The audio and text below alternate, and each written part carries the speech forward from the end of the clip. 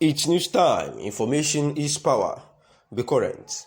The news headline: Boko Haram and bandits are not northern problems. The menace of Boko Haram and bandits in the northeast and northwest, respectively, is becoming terrifying day by day, despite the efforts of security operatives to curtail it. A report shared by Sahara reporters yesterday revealed that 200 bodies were recovered and buried after gunmen suspected of being bandits invaded different communities in Zamfara State, Anka, and Bukuyum local government areas. These criminals have sworn to cause chaos and wreak havoc in the country, and that is why the Nigerian government declared them as terrorists.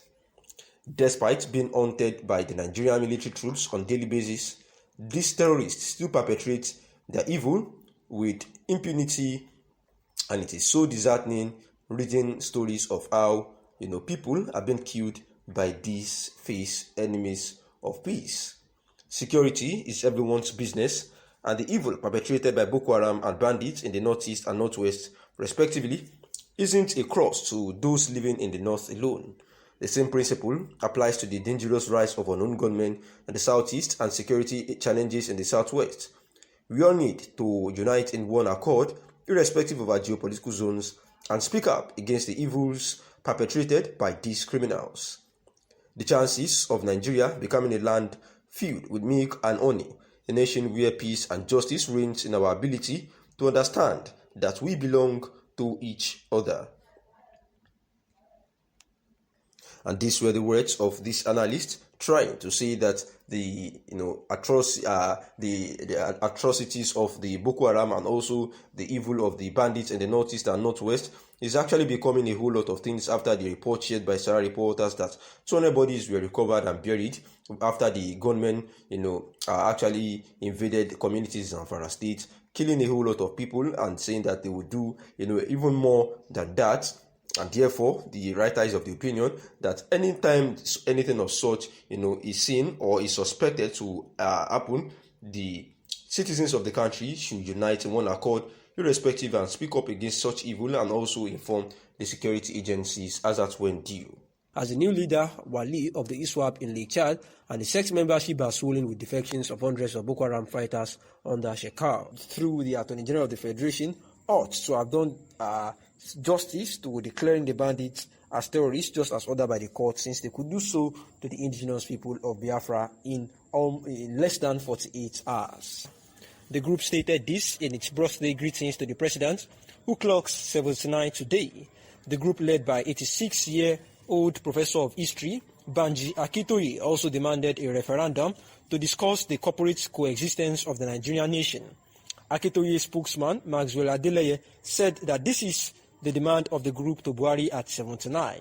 He said that we at Ilana Omodua wish President Muhammadu Buhari what he has done for Nigerian people.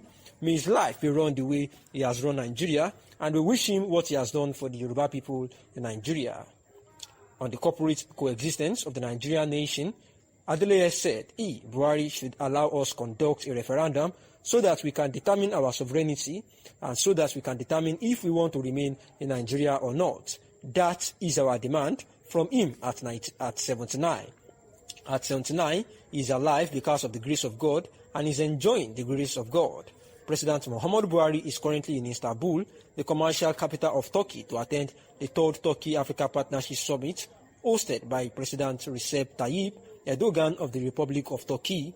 He, however, got a surprise birthday celebration from his delegation to Istanbul, led by the Minister of Foreign Affairs, Geoffrey Onyema.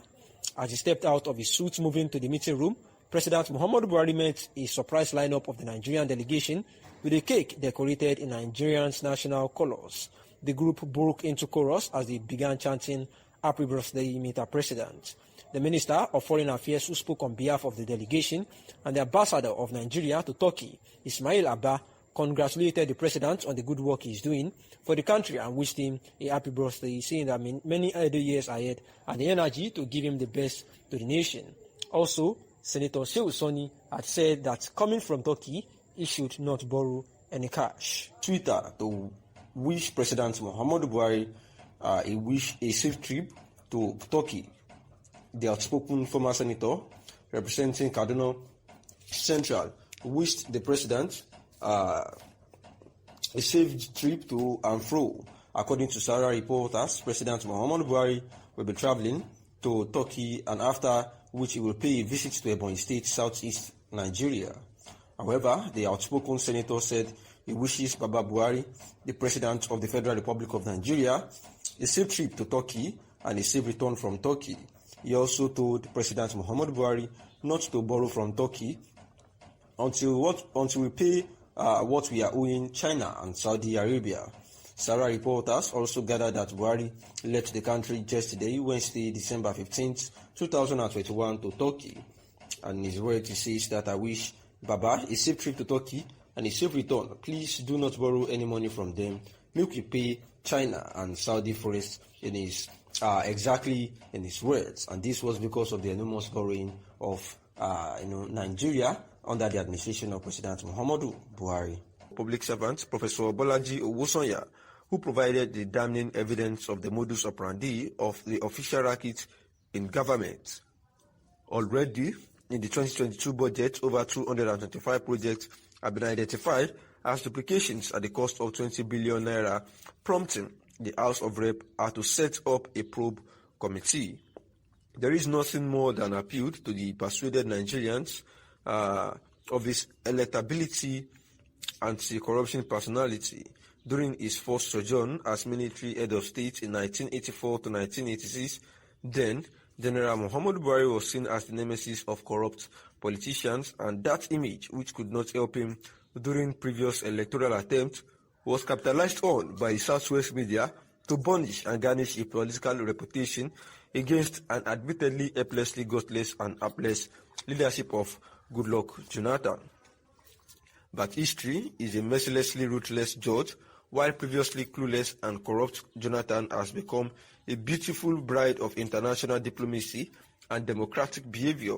The anti-corruption warrior is now mired in a government that, by its own reckoning, has become the most inept and corrupt in our history.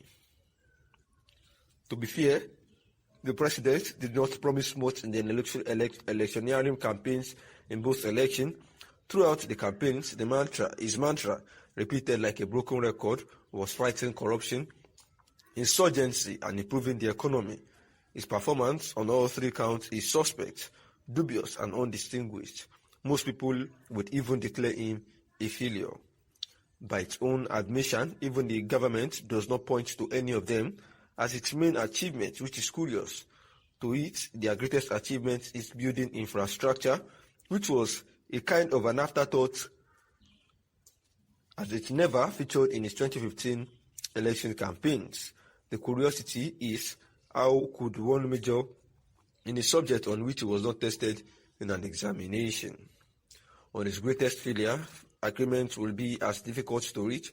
Insecurity has become a major menace in the country, and no part of its nation is spared. But because that is not his greatest failure, nor is the crumbling economy, which he was never given a chance in the first place. Thanks for listening, and that is the news.